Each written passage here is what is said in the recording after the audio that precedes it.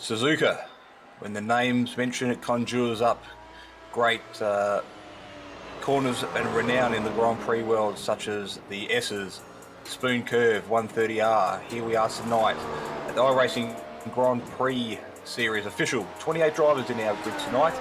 As we welcome you wherever you might be around the world, I am joined in the commentary box with Fonty this morning, this evening, or today, wherever you are watching. And we are in for an absolute cracker race in what is one of the Mecca Grand Prix circuits all around the world. Exactly. Hello, Jason, and hello to everyone watching this morning. For me, very early morning start here in New Zealand, and looking forward to today's event. It's wonderful racetrack at Suzuka, and always been certainly one of my favourites on the F1 calendar in real life. And probably one of the first tracks that I ever drove on not iRacing, on another computer game many moons ago. And as we take a look at the track map there, but yeah, lots of variation in corners, and creates great racing. Yeah, undulation's key here. Drafting is absolutely critical. It's 5.8 kilometres from start to finish as the drivers make their way around for each lap, and opened back in at 1960. So there is a lot of history here at this circuit, which has helped turn it into the historic track that we witnessed today. Pit speed entry is 60 kilometres an hour today as the drivers make their way through for their compulsory pit stops. Tyre strategy is going to be critical as well. There's going to be a few curveballs there, and I'm sure a lot of our drivers already have well and truly in their mind how the race is planning to play out. As we look through our championship standings after three rounds already this season, Matt Woods, all the way from the UK, has a commanding lead at the moment over Diogo Oliveira from Brazil. Adam Gleeson is sitting comfortably in third, and Jorge Marquez in P4 is waiting for an opportunity to work his way into the top three. Dennis Branch from the US is sitting tied P5 and P6 with Jacob Reed, and Ben Thornhill nipping on their heels as well. So there is plenty to be played for here today. Points up for grabs, and it is no doubt going to be a critical part of the season come the end of the 12-week session here on iRacing. Yeah, you're exactly right, mate. Matt Wood, who is always fast, he won last weekend, and he'll be one to certainly watch out for. Jorge Marquez, he's always very consistent. Good to see Dennis Branch name up there in the top 10 of the championship. He's driven fantastically well so far this season. Regular Kent Nielsen's also in the field this morning, which he's currently sitting back down in 16th position. And I'm really looking forward to this one. A very internationally flavoured grid here today as we watch some of the drivers make their way around, currently putting in their qualifying sessions. Car number 3 in the M43. Oh, sorry, I'll throw myself out here. Anyway, the McLaren, the MP430 McLaren, as I get my tongue tied, making their way down past the old pit entry up through the 130R right here, right now. Critical part of the track before he makes his way into this last sector. Yeah, you're exactly right, Jason. It's 130R is such a cool corner. It's such a hard corner to get right. One of these things you're pretty much flat, I think, going through it. But in something like a GT car, you need that slight little lift, and you always kind of feel that you get it right.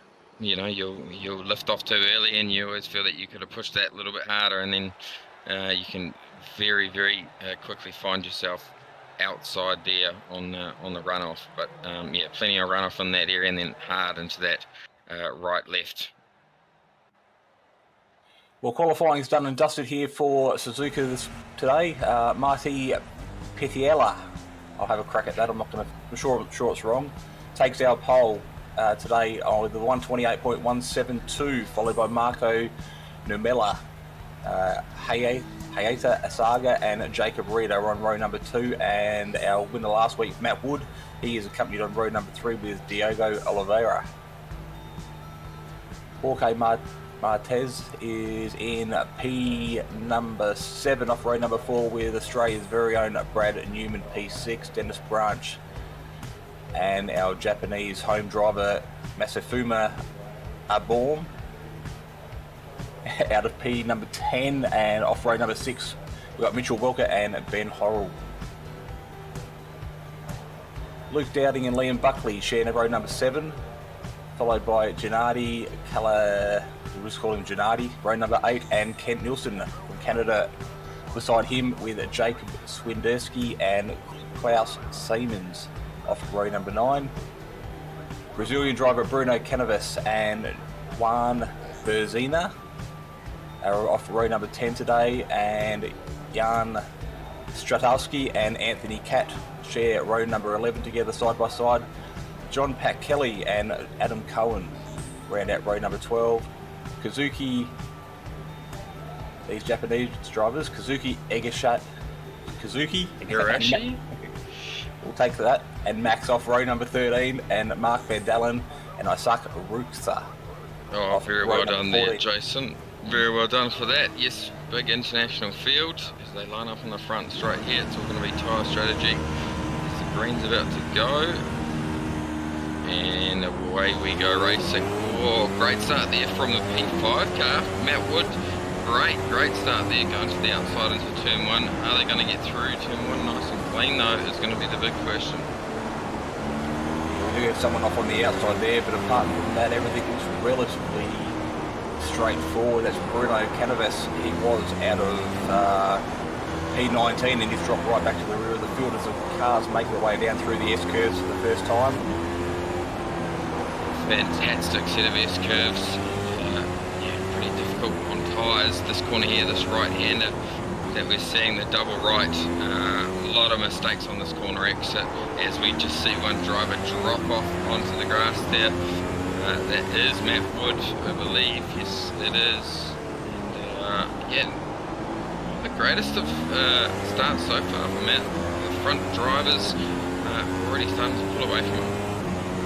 Yeah, not the championship leader's best start for the series so far, but he has proven throughout the season to be obviously up the front for a reason, so he'll be able to make his way back to where he feels he should be, up towards the front of the field. At the moment currently sitting P4, so it's not absolutely critical, but just a little mistake there on the open lap as the tyres get up to temperature. Yeah, race leader Marty Patella pulled out to a 0.8 of a second here now, so nice first lap as they just crossed that start finish line. No real incidents. The close little battle there. Back in 9th position, we've got cars side by side. Dennis Branch in that mix up as well. Yeah, everybody's starting to sort themselves out now as they all fall into single file. There's plenty of red tyres out there at the moment, red wall tyres, so everybody's gone for the same strategy early on. Soft tyres today, but the talking point as the race unfolds is to be what they will change to, whether they go to another soft or whether they have to put mediums on to make their way through to the checkered flag to make it a one-stop strategy. Yeah, so just looking at tyre strategy there, we have one driver, Anthony Catt, back in 19th. He's on a medium wall tyre, only driver to start on that medium wall tyre, so his strategy will be slightly different to everyone else's, I would think, at this stage. There's always going to be one to throw the curveball in there, and when you're that far back in the field, you've really got nothing to lose. So, absolute good opportunity there for him to mix things up, and we see a lot of these leading pack drivers on the red soft tyres make their way to the pits at one stage. No doubt see him keep going and make that most of that long stint on those medium tyres. Brad Newman under plenty of pressure here. The Japanese driver behind him. Try and get up. He is within that DRS zone, so didn't quite get the exit off the turn that he would have hoped for going into turn 1. Still reasonably close. Our race leader is pulling away at a great rate of knots, however. Yeah, all the action at the moment sitting in second and third as the drivers are separated by less than a second. There's a couple of close battles throughout the field as we look down the list of the names. We're watching now creep their way back up the hill again. But all the action at the moment out in front, leader by 1.2 seconds. There we go, so you can get this battle back here, 22nd position, actually Adam Cohn, battling close there with Jan Straczynski.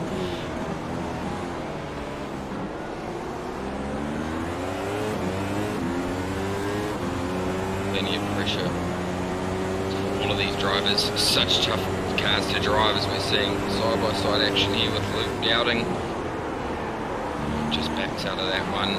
Kent Nielsen just in front of him, sitting in 13th position. So Kent started back in, he started in 16th, moved up 3 spots so far. Doing a fantastic driver, Kent. Always keeps it pretty clean on track, and he is just consistent. Doesn't often win races. Certainly not top split races, but yeah, always clean and consistent and finishes well, so we always see him up there in the pointy end of the championship points. There's an amazing camera work being done by our production crew as we watch the heat haze come off the back of these cars as they made their way down through 130R there a moment ago. You can see them weave, trying to break the draft of the cars behind them as they make their way down that straight. Complete lap number 3, we're on to lap number 4 now of this 35 lap race. So the laps are very, very quickly ticking by here at this historic circuit. Yeah, you're exactly right. Laps do go very, very quickly here, and drivers have good tyre life underneath them at the moment, but wait till that sort of lap 17 mark and tyres are going to be nearly down to the cords, so that's generally when we start to see mistakes happen. That corner just there is so difficult to get right, and you just drop that wheel off ever so slightly on the left hand side and you're in the wall before you know it. Running the board now with Luke Dowding as he is chasing down Kent Nielsen. Not going to be able to make a pass here. Got to back out. Can you get a good run off here? Down into 130R. Ken's currently sitting in P13. Like I set up a couple of positions. He has got the drafted car in front, and of course that car also has a draft benefit. So making their way down through 130R again. So no change of position at the moment. There's a train of we're watching 5, 6, 7 cars long. So if you're at the back of this pack, you play the patient game, or do you try and push the position? Yeah, I think with where your tyres are at, because this track is so tough on tyres, yeah, just, you know, if you can slightly manage them better, that's why I'm surprised there hasn't been more people jump onto the medium compound tyre for the start of the race. So I'm interested to see how Anthony Catt finishes up at the end of the day. He's all over the back of Klaus Siemens at the moment, back there in 18th position. So he'll be the one we keep an eye on as the race unfolds. We'll watch him now make his way around past the Ferris wheel. We'll jump on board. It's almost see the view that he's got a little bit of grass, and around we go. There we go. I think he's got the commentator's curse or the director's curse there. Yeah, just slightly touched that grass on the left-hand side on corner entry. I'm going to get a virtual racing school replay now to show you all what happened, but it would have been ever so slightly. He just nipped that tyre on the outside, and yep, the rear has come around on him. It's just about to happen. There we go. So got the blimp view of it, and we're going to get another view. Here we go. So he's just yep, so both tyres on the left hand side as he turned it in. It's always going to happen, especially with the G-force that these cars create. Yeah, very easily done, and you're not an iRacer and haven't driven at Suzuka if it hasn't happened to you either, so it's unfortunate, but he did a great job to catch it, and of course plenty of runoff there, so he lives to fight another day, but that's unfortunately the way the cards are being dealt, so that's going to affect his strategy, no doubt. He's dropped a lot further back than what he'd planned. He'd made up a couple of positions from the start of the race, but now he's got a lot of that hard work to redo all over again. Yeah, you're exactly right. Just taking a look here at Matt Wood, he is not got the pace that I thought he would. Jacob Reeder, we were just focused on, has pulled 2.5 seconds on him, so Matt Wood really struggling today.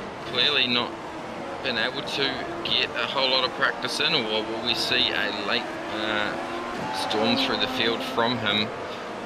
Jacob Reed, though, doing a fantastic job there, hanging on the back of Marco Nurmela in second place. Our race leader has not pulled away anymore, and Nurmela is catching on to the back of him. Gap currently 1.3 seconds.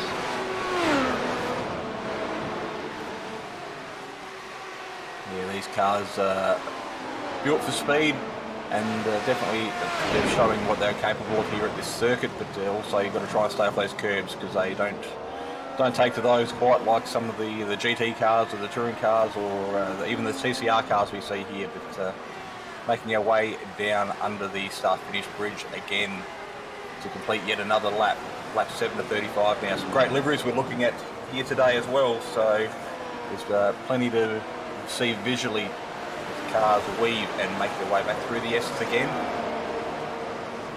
Yeah, you're exactly right. Exactly right. These cars do look absolutely fantastic. They're some of the paintwork that these drivers and their teams create are pretty phenomenal, and very talented. It takes a lot of time to be able to paint an iRacing vehicle and to do it well.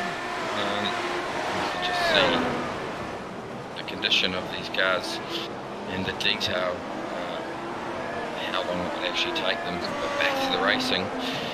Plenty of action throughout the field. The field is actually quite closer than what we would normally see. And that gap right at the front though has extended to 1.7 seconds again. So clearly Nurmela's faster in other areas of the track than our race leader, Jacob Reed, doing a fantastic job there, sitting in third. Yeah, obviously draft playing a large effect, as we will see the benefit now as we make our way underneath the Dunlop Bridge in the Alfa Romeo paint scheme, as it gets right back up under the rear wing through 130R as we make our way back to complete yet another lap down into this hard, heavy braking, what is it, a right-left, before we come on to another right onto the straight again. Again, critical we stay off those curbs, because the run onto this straight, being one of the fastest parts of the circuit, slipstream's absolutely critical as we look for a passing opportunity here. Back in 16th, gets the job done into turn 1. Not an easy thing to do carrying so much speed, but good respect shown between the two drivers there. You're exactly right. Battles are plenty throughout the field, and one thing I do like about this track is there is plenty of runoff, and apart from a couple of corners, if the driver makes a mistake, I think we've got someone who has made a mistake here, or he's got a slow down penalty. Ben Horrell is sitting back there in 14th position. We're going to need a virtual racing school replay and see what's happened here. Yeah, he's sitting at the front of this field now in this iconic pink and black livery. Looks like he's just run a little bit wide there out onto the AstroTurf, and that's where it's happened underneath the bridge. I didn't quite see there if he touched the bridge, but I think he might have just got away with it. Such a... there we go. So another person in the wall as well.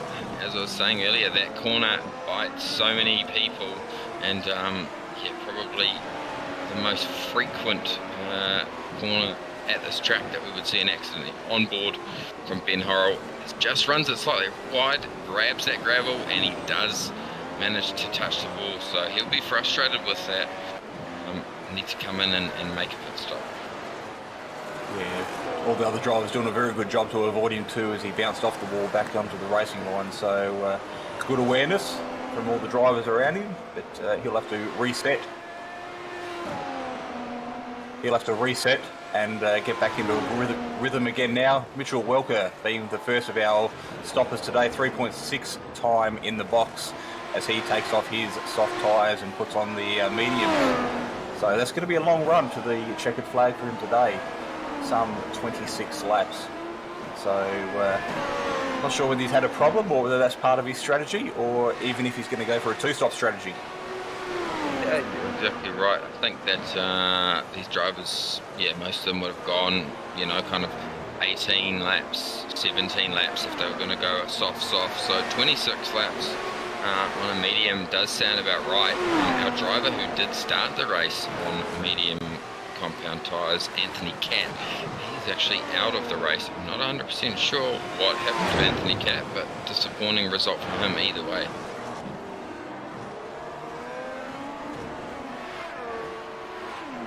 DRS zone as we watch Marquez and Osaga battle for position 6 and 7 on the track at the moment, right up underneath that rear wing as he gets sucked in at the back of the F1 car in front of him, unable to make the move.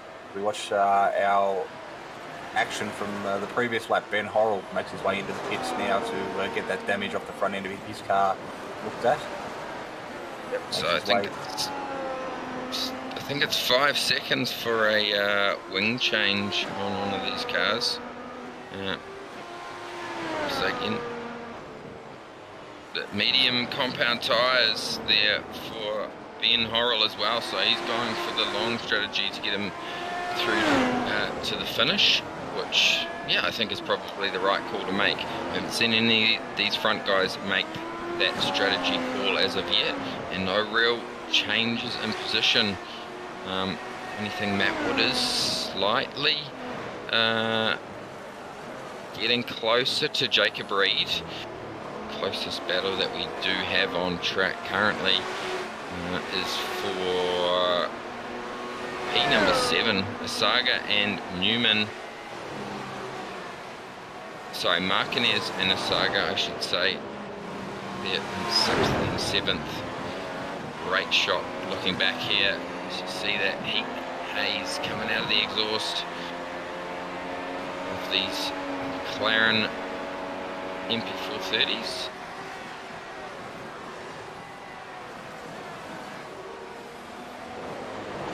There's been plenty of drivers make their way up the grid as the race has unfolded here today. Hasn't been a lot of movement inside the top 10. Probably Osaga's our biggest mover, but in the wrong direction, starting P3 back to P7. But further back in the grid, Max Smaltino is up from P26 to P17. So he's our biggest mover forward at the moment. Got a bit of an accident back in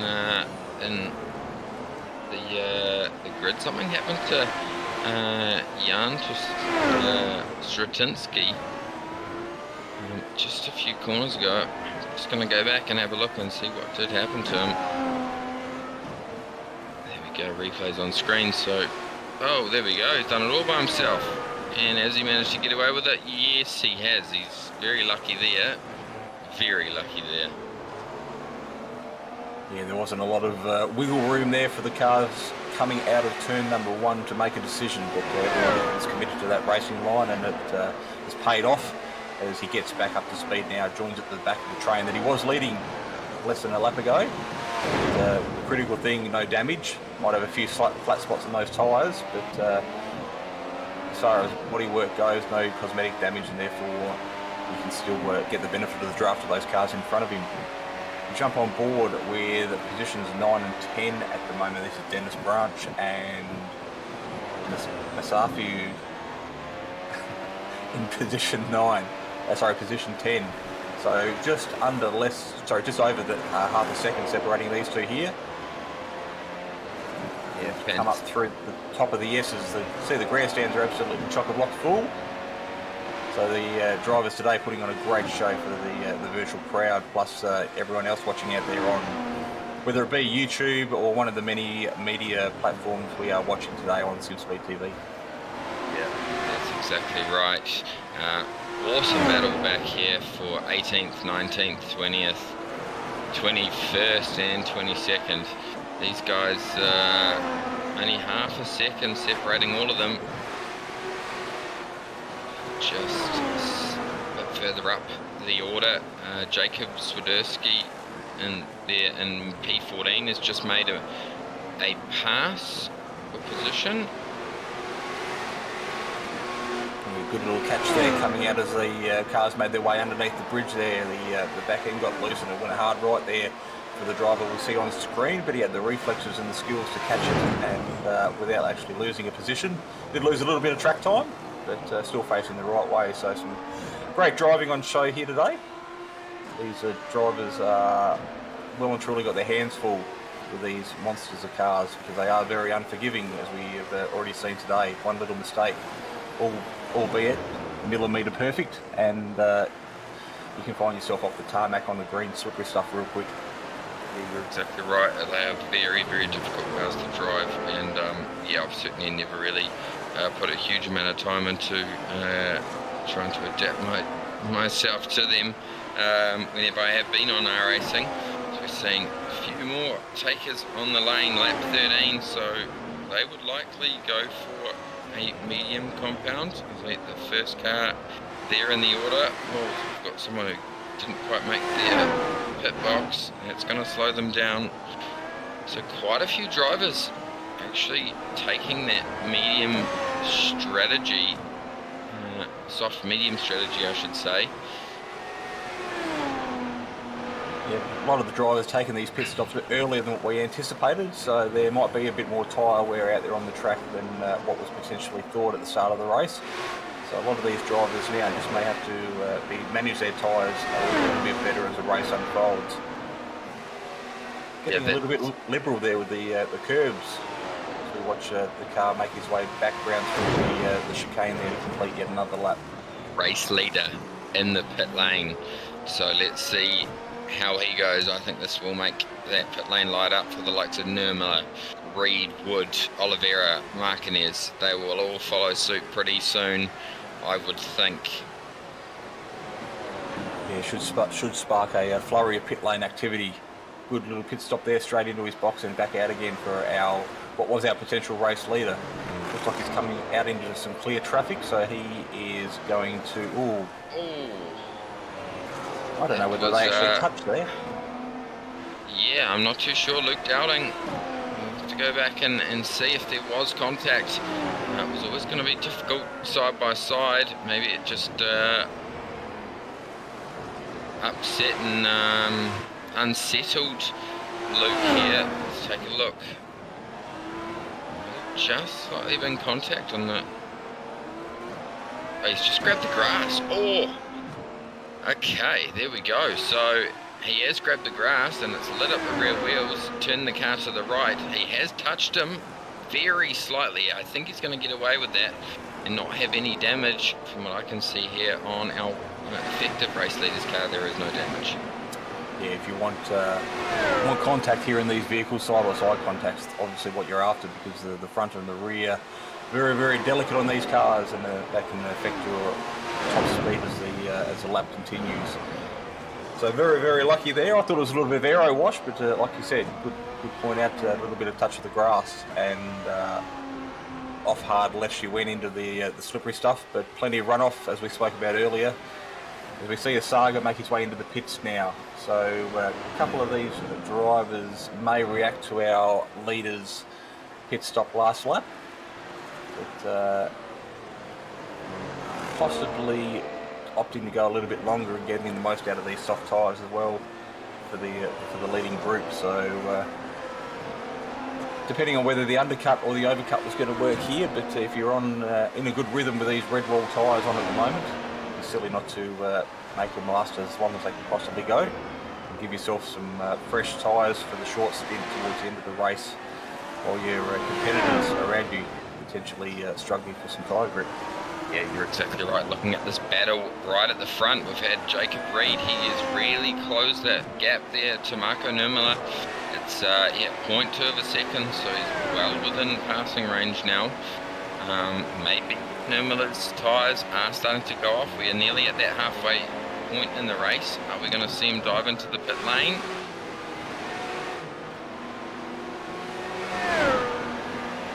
Yes, we are. No, we're not. We're not. Bit of a dummy there, but is Jacob Reed going to have the run? He's going to be pushed to the outside. Go on the grass, why don't you? He's going to have the speed to get around and get the position done. Good move there by Jacob Reed. Yeah, you can see the rear wing take effect there as he come out of the DRS zone into the braking zone at turn 1. But good move there done.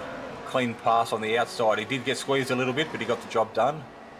And this has brought Matt Wood back into the mix of things as well, Jason, because he's only half a second now behind Nurmiller.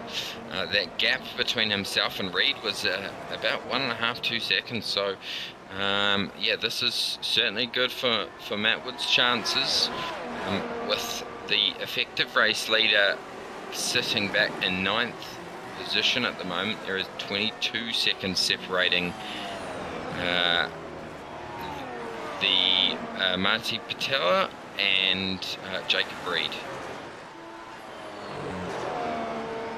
Yeah, so that gives us a good idea of the pit lane transition time as well as the stop. So we'll have to take that into account as we see drivers make their pit stop and try and work out where they're going to come out on track, whether they find themselves in a little battle or they've got some clean tracks to work with as they try and peg each lap down to meet Barney with the checkered flag at the end of this 35-lap sprint race. Yeah, that's exactly right. I'm just looking at the gap. So Marty is, there we go, race leaders in the pit lane. Jacob Reed, Marco Nurmiller. Matt Wood has decided to stay out. So interesting call there by him. Maybe he has looked after those tyres, and that's what we saw. A slightly slower start for him, but I think that Marty Patella is going to come out way in front, and he is. He is miles in front. It was about 9 seconds it's going to end up being. As they just come out the pit exit now. There we go. So big gap there between our race leader and Marco Nurmiller.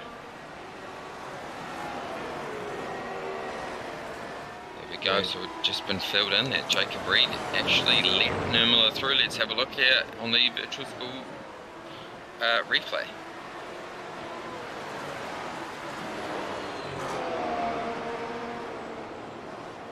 There we go, very polite of him, and just backed off there and let him go. Didn't want to have a interesting. Wonder why that happened. I wonder whether he's, as he pulled out of the pits, he's worked out he hasn't got enough fuel. So maybe he wants to sit in behind and get the tow around, because racing here recently, I know that fuel has been an absolutely critical part. I actually ran out of fuel going into the S's on the last lap of my race, so it plays right on my mind at the moment because it's fresh and it's a real world problem that actually happened for me. So, yeah, certainly right. Fuel and tyres, it is replicated just like the real life. Matt Wood, however, is in the lane. Let's see what stop Matt can do. He's normally pretty good in the pit lane. He stops and he's up on the jacks. We're going to see about a 3.5 second stop for him. Maybe slightly more as Reed back in the lane. Wonder what has gone on here. He obviously needs fuel. Either that or possibly a pit lane speed penalty on the exit, because he went in with another car and they both left at roughly the same time. So I'm wondering whether he did put enough fuel in, but he has pulled back into his pit lane again. So yeah, that's right. We have been informed that they can't actually refuel these cars during the race. So if you don't put enough gas in it, then that's race over, done for you. So yeah, he has got a penalty by the looks of things. He will be absolutely gutted with that. He had some serious pace and was driving fantastically well. So I feel for Jacob Reed as he is still sitting stationary at his pit box. yeah, the other thing I did notice is too, he still had Red Bull tyres on, so he had gone for a soft strategy. Yeah, okay, that is an interesting strategy. Well, he did split the race in half, so that car was pretty quick towards the end of the race as he does leave the pit lane now. So there we go. Oh, that's absolutely hurt his race, sitting back way there in 23rd position. Yeah, we'll be dark on himself for any mistakes that he's made there, but the critical thing is now to clear his head, and this will be a salvage mission, just to try and gain any points he can for the championship. But obviously not the way he thought things were going to plan out when the lights went green some 17 or 18 laps ago. Anyway, back to the racing action now as we look at the... we see another car off here down at Spoon Curve, I think it is. Yeah, Jacob Swiderski They're regular in the series. Gonna have a look here and see what has happened. He's probably just run it wide. So yeah, very difficult corner to get right. This left-hander that's coming up, you can very easily find yourself on the outside of the track. Oh, he's touched the curb there, and it's just unsettled the car enough to send him around. So unlucky. Yeah, nothing more than a passenger there. We jump on board with yet another BRS replay, and this is Diogo Oliveira. So currently sitting in 21st position after starting up in P6, so he hasn't had the race he was potentially hoping, and I don't know whether that was a technical error or whether yeah, maybe, but look at that car crabbing down that front straight. He'll be absolutely gutted with that. We've seen Oliveira battling for the lead, win races, and yeah, had a good starting position, and just, yep, it's all gone down the drain this round, unfortunately for him. Looking back at the front though, that gap between our race leader and Marco Nurmela is closing. About half a second a lap at the moment. Our race leader, Marty Patella, is on the medium wall tyre, and Nurmela as well as Wood on the soft. So those guys are closing at a great rate of knots. Yeah, just another variable for us to consider here today as the drivers make their way around. So there's plenty of options that the drivers do have as far as tyre combo. So they obviously can double up on their soft tyres, or you could potentially go for a hard tyre and go for a really long stint and drain that fuel right down to next to nothing before you put on a soft tyre and make your way for a quick sprint home. But these drivers are well and truly established themselves in this series, so they know what they're doing. They will have their plan worked out. They know what works and what doesn't. So we'll have to wait to see how things unfold as the back end of this race plays out. Yeah, that's exactly right. Got a really close battle here. 18th and 19th, John Pat Kelly, all over the back of Ruska. They're pushing him hard. So soft for both of these guys as well. John Pat Kelly is regular in the series also. See him here week on, week out. I don't think I've ever seen him miss a round.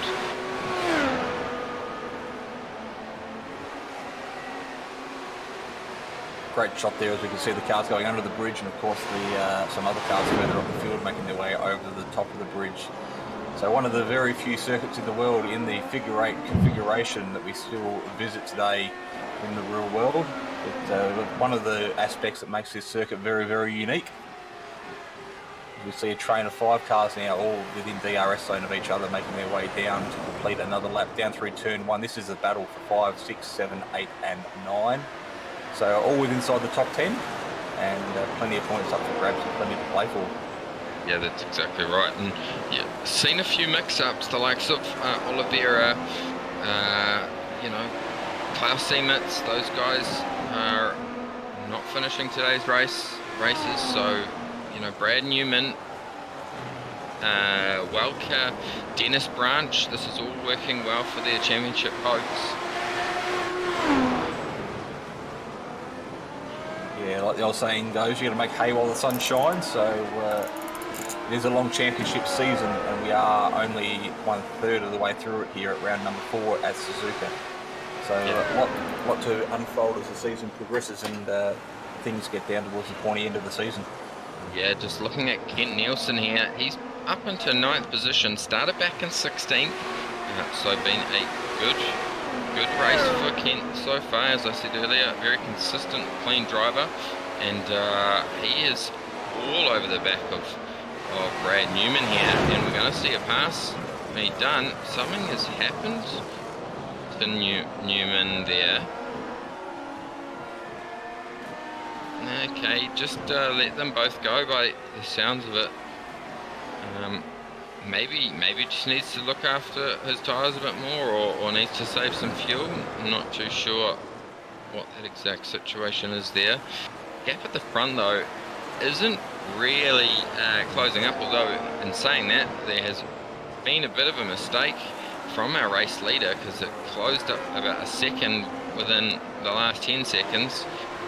So I'm not too sure what has happened there, but 5.6 seconds separating first and second. Then Matt Wood back in third. He is 2.8 seconds behind Marco Numala. Yeah, the battle for the podium positions at the moment, but these second and third on the track are currently reeling in our race leader, like you suggested. So as the race unfolds and things pan out, we could be in for an absolutely cracking battle in the dying laps here.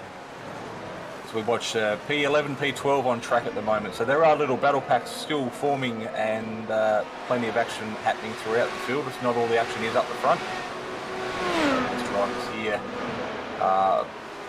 Not sure what the point spread is for positions here in this series, but like we said earlier, every single point counts at this early point of the season, because you don't know how the rest of the season's going to unfold, and it could come down to that single point. So big draft opportunity here. Sorry to cut in on you. You're right, mate. I cut on you. No, you're exactly right. It's all about to finish first. First you have to finish, and yeah, those championship points are crucial if that's what if you're trying to take out this season. As we're seeing a really close battle here, we're going to see a move done. John Pack Kelly is going to make his way past. Going through too wide through 130R there doesn't work. You can see the pink and black car there running a little bit wide. I don't think there's a slowdown out there. It doesn't seem to have affected him too much, but we jump on board again with the VRS Virtual Score Racing at replay. You see the cars hop their way over these wooden strips here. Whoa. For the big run onto the straight. Whoa, there we go. That's a huge accident there for Max Smoltino. Yeah, he'll be absolutely gutted with that car. Just looked like it just came around on him, and unfortunate here for this driver. He's had really nowhere to go in that situation. You can see him have a little bit of a wiggle of the steering wheel as he made his way back down onto the straights, and visually it didn't seem to be a lot of damage, so he might have got away with that to some extent. But obviously the car in front of him hitting the entry of the pit lane there, and that Formula 1 car becoming about 3 feet shorter than what it was previously, both front and rear end damage. Yeah, that's right. These things, they just, any touch of a curb in the wrong way, or certainly nothing like a touring car where you can have rubbing racing. There's a nice side-by-side battle here, though, for 13th and 14th. Jorge Martinez battling it out, looking like he's struggling a little bit maybe to clear this one. Oh, there we go. Just been informed he got a speeding and pit lane penalty. So Martinez, normally a front runner, started in 7th, sitting back in 13th position currently.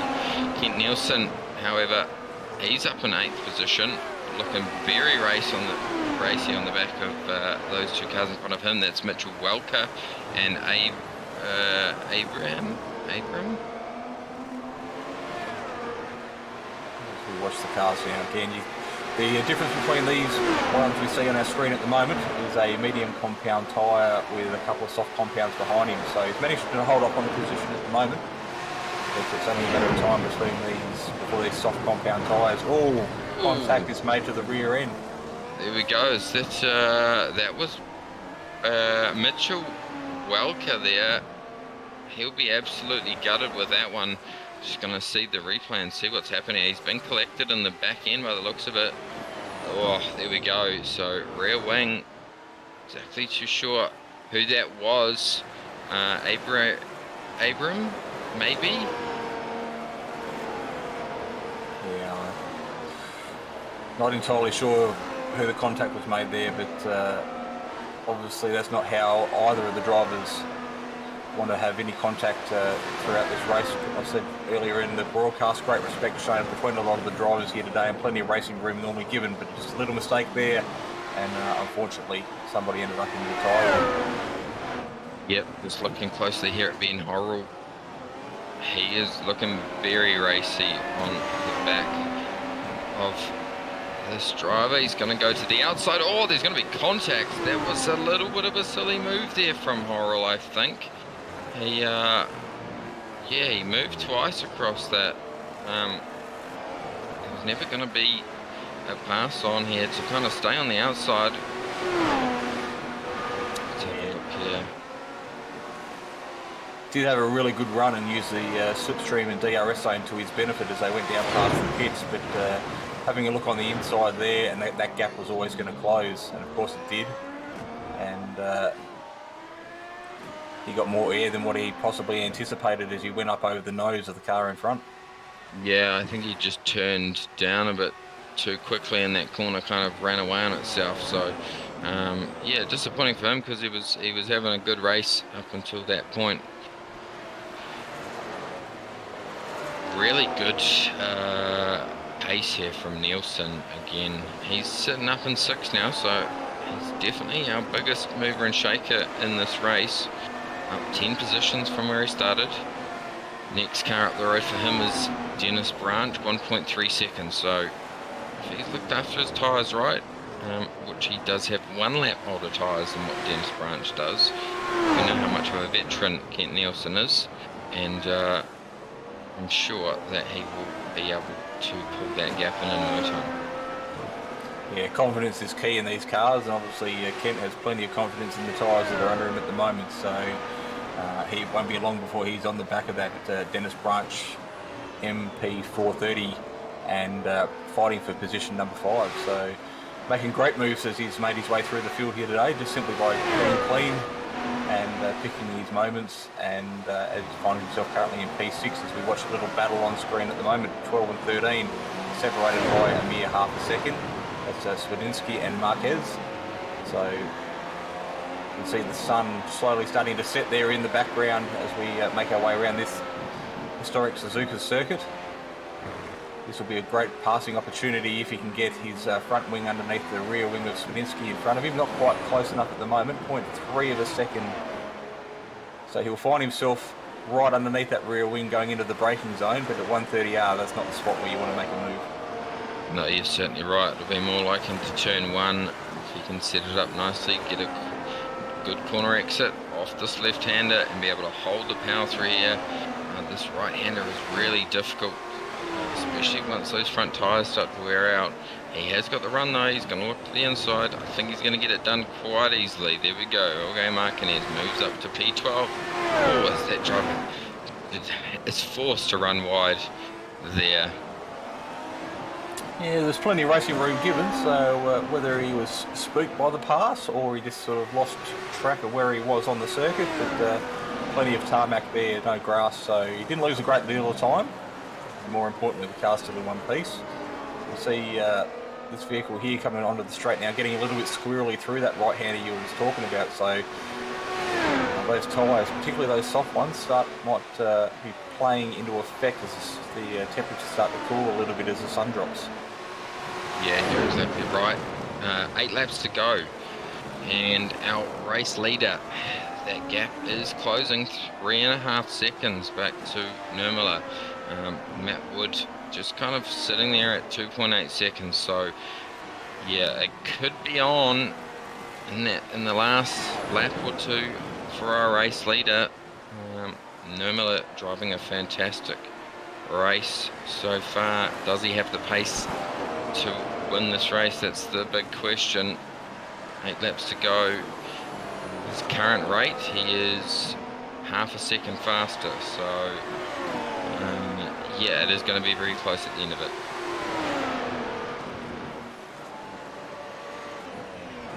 Yeah, this chasing pack slowly making their way on the leaders as we jump on board now with Nurmela. So good consistency there, you can see on the overlay on the screen, a 130.695, 130.710 and a 130.685. So consistent laps there by our P2 sitter at the moment as he tries to reel in P number 1, and that's exactly what you need to do. Consistency is key in these cars, because one little mistake at the speeds these guys are going and could be catastrophic, or you could find yourself under pressure from the car behind again. So Marco doing a brilliant job at the moment, doing what he has to do, just slowly, just pegging off bits at a time away from our race leader. Yeah, that's exactly right. Last lap by, they were pretty much identical on time, so Patella is doing a fantastic job holding on here. We saw the pace that he had off the race start and the driving skill that he has, so as long as he doesn't make a mistake and can keep it consistent, I think he might be able to hold on to this one. However, Kent Nielsen is closing on Dennis Branch there to take 5th position. Dennis driving a fantastic race so far. We did see him right there. I think he is in about 6th or 7th in the championship points overall before this round, so we'll be hoping that he's got the tyre life in it to be able to hold off Kent. Yeah, well, Branch currently up 4 positions. He did start inside the top 10 in the P9, and he finds himself currently inside the top 5, so it has been a good run for him today. So he'll be happy with any progress is good progress, no doubt. But he'll have his mirrors very full with Kent Nielsen, because he is the big man on the charge at the moment. Yes, as we see, he certainly is.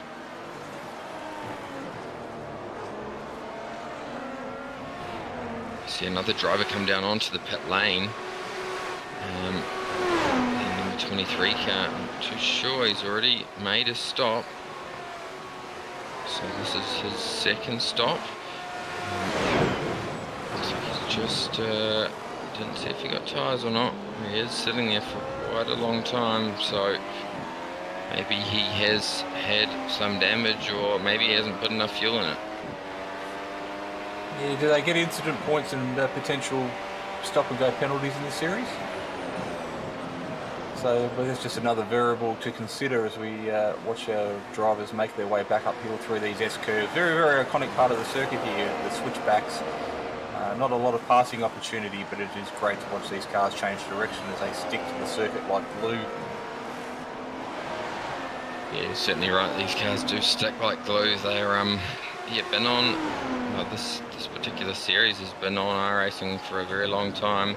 Before this, we had the Williams car, and then about a year and a half ago, we changed to the McLaren MP430, and got a whole bunch of the tyre compound changes and all sorts of things upgraded to the series. And yeah, these drivers are very talented. It takes so much skill to be able to drive one of these and be consistent and fast, and I don't think I could even get anywhere near last on this grid, mate.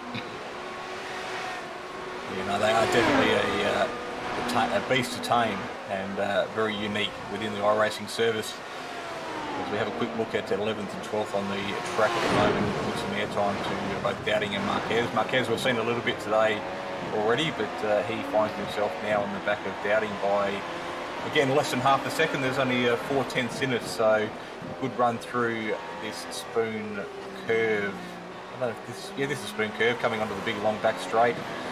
He's already made up a 1/10 of a second, and the DRS zone will be well and truly into effect as he makes his way onto the back of that McLaren in front of him. He's getting closer and closer ever so to make our way into this heavy braking zone, probably the heaviest braking zone on the circuit, and very, very critical to get a good run through this right-hander onto the straight, because it does open up back to another DRS zone, so they are very, very close together. Bit of a weave down the straight to try and break the draft of the car behind, but Gonna have to go to the left. trying to take the long way around the outside, but very rarely that works, and in this instance it doesn't. So he drops back in underneath the rear wing and goes for another plan of attack. Yeah, that's exactly right. There's very few passing opportunities, safe passing opportunities at this track, really. Down 130R you can do it, but these cars are extra hard to make a safe pass on because of the sheer speed of them. As we're setting this close battle side by side, this is always dangerous going into 130R. We're going to see the car run wide, are we? No, we're not. They're both backed off there into that right-hander. Oh, cars run wide. Yeah, it takes some big kahunas to go side by side through there, but obviously cars deciding to yield and you're better off losing a little bit of speed in a track position rather than finding yourself out in the wall on the outside. This looks like possibly an unscheduled pit stop.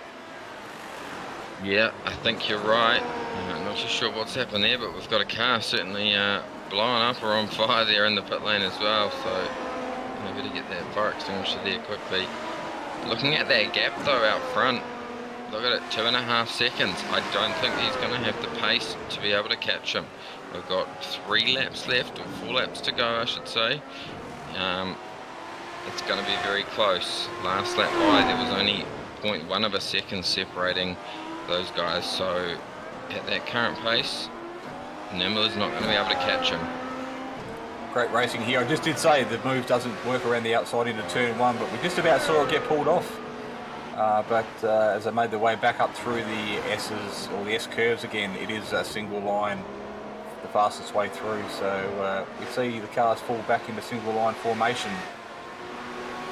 Yes, we certainly do, yeah. You can't really go side by side through those S's. This corner here is so hard to get right, to get on the power at the right time there and not find the car wash out in the front end and push onto the grass is tough. And yeah, coming down into 130 out, what a fantastic shot right out to the outside. Not quite for this driver. He's just taking it easy with only a few laps to go. Sitting back there in 7th.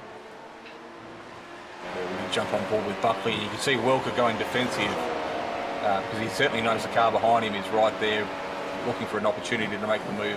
Sticks his nose in, but he's just letting him know that he's there. Still side by side through the chicane onto the straight. So this battle here we were watching a moment ago is far from over. Yeah, you're certainly right. Whoa, wow, there we go, that was pretty close.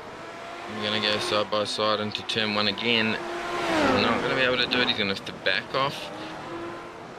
Won't be able to get the drive to cut underneath him. He's going to have to sit behind through the S's again.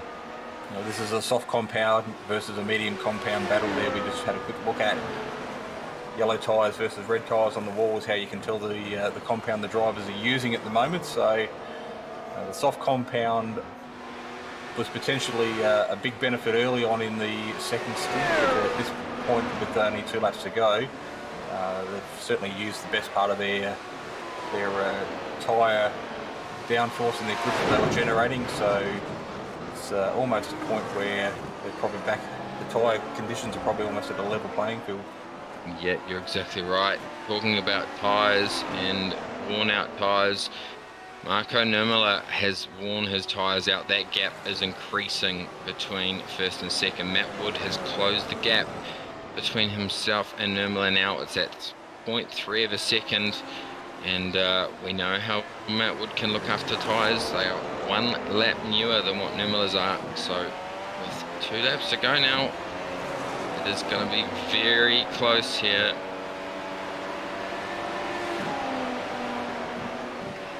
As we jump on board with Woods currently sitting in 3rd, he is right on the back of the rear wing of Nurmela. But also in the distance you can see our race leader, who is only 2.5 seconds down the road. I don't think it's going to be enough for these guys to catch the leader, but this is where the battle is at the moment, P2, P3. The championship leader currently sitting 3rd on the track. So after qualifying in P number 5, he might just be happy to walk away with the podium rather than do something silly, as we see Barney wave the white flag and the draft working to effect here in the background. There we go, battle on. Oh, Wood's going to get it done. That was commitment. That was a lot of commitment there from Matt Wood.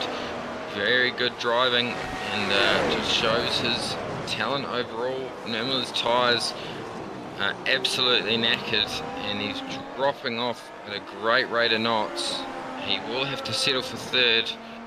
They're not going to catch our race leader though. He is away with it. We're seeing another battle here, side by side action. Kent Nielsen, Brad Newman through on Nielsen. So Nielsen, his tyres are 19 laps old. So yeah, they will pretty much be down to the canvas, I reckon. Yeah, we make our way around through the back part of the circuit now, and we are in the dying stages of this race. Marti Pitella working his way down through 130R for the final time into this heavy braking zone, and he's going to get the job done. He has done a faultless job all day today, starting off the grid on P1 today, and that's where he's going to finish as he makes his way around the corner for the last time, hugs the inside wall and meets Barney waving that flag, and that's job done. As we see in the background, Matt Woods weaving across the line to complete the P2 position today. So I did say to him he might have been happy to sit in third, but once a racer, always a racer, making that last lap pass to secure second, and Marco Miller there sitting for third. But the race isn't over, there's still battle packs forming on the track, and we're currently 8th and 9th on board with Buckley. So this is the last opportunity for a move, or is he going to finish the race in 9th? Yeah, here we go. Buckley all over the back of Welker. Welker on that medium tyre is really struggling for pace at this stage in the race. 26 lap old tyres Welker has on. Wow. Yeah, so he was one of the early stoppers and making those tyres last to the end of the race, so a good job there. He'll be happy to get off those tyres and park him up, no doubt. But another great job, another great race done and dusted. Dowding and Marquez now still fighting for scraps over P11 and 12. And Marquez. Oh, sorry, mate. I was just going to say, he's very, very quick to pull it up there, so he was happy to get out of the car as well. Yeah, certainly right. Marquez will be disappointed with that result. But yeah, great race today, and well done to our race leader, Marty Patella. He won the race by 4.3 seconds back to Matt Wood. Marco Nurmela there in third. Hayata Saga in fourth. Dennis Branch in fifth. Brad Newman sixth. Kent Nielsen in seventh. Mitchell Welker in eighth. Liam Buckley in ninth. And Masufi Abram in 10th. Luke Dowding out of P11 today at the completion of our 35-lap race. Jorge Marquez there we saw pull up rather quickly at the end of the race there, finishing in P12. Jacob Swidinski and Gennady Kalinowski out of P14. John Pat Kelly out of 15. Jacob Reed, P16 today, 1 minute 21 off the pace. Osaka Ruska in P number 17 out of car number 27 there today. Adam Cohen was our final driver on the lead lap. And then P19, Jan Struanski, 1 lap down as well P20. Kazuki, I'm not even going to try and pronounce his last name because I know I'm going to get it wrong.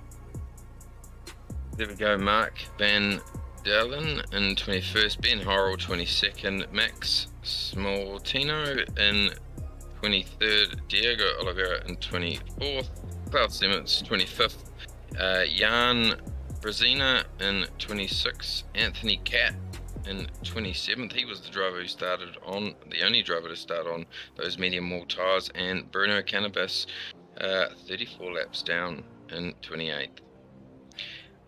So out of our 28 drivers today, 7 retirees, 21 finished. So I'm not sure if that's a great strike rate or not, but considering how delicate these cars are, and that was probably not a bad race to way to wind up the race actually. So off to Hockenheim for round number 5 for our next round.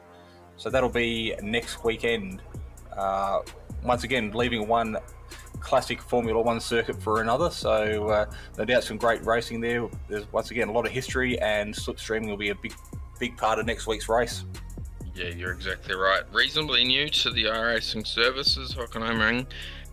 Such a fantastic track that's been around for many years, and it was so great that we have this content available to us on iRacing now. Yeah, been a great race today. Marty Patella, great drive from him. He led from start to finish really, and was quite lucky there when he came out the pit lane. Nearly could have been much worse for him if that driver that he didn't make contact with had have touched him any harder. good race for Matt Wood and good for his championship points. Marco Numela was really dropped off there right on that last lap, and maybe pitted just slightly too early, I think. But overall, it was a great race. Yeah, these drivers putting on a great show today, but our thanks do have to go out to our VRS sponsors here today, supplying the VRS replays. We had plenty of opportunities to see some of the action back as the race unfolded today. We'll be looking forward to joining everybody again next week, like we said, Hockenheim Ring, somewhere these drivers potentially haven't been before, particularly on this service. So it could throw a couple of curveballs and could make for some interesting racing as the laps unfold. So I have been Jason Fewens, joined in the commentary box by Fonty. It's been Jay Kennedy pushing the buttons, making all the magic happen behind the scenes. Here on SimSpeed TV, that just about wraps up another coverage here today. So thank you for joining us, and we will tune in and see you all again next week as we continue with round number 5 of this Grand Prix series here on iRacing.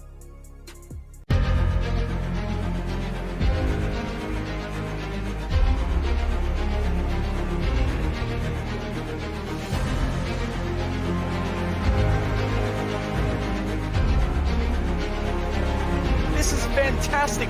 This is GT racing right now. He's got traction, he's got everything outside of both of them. Maloney!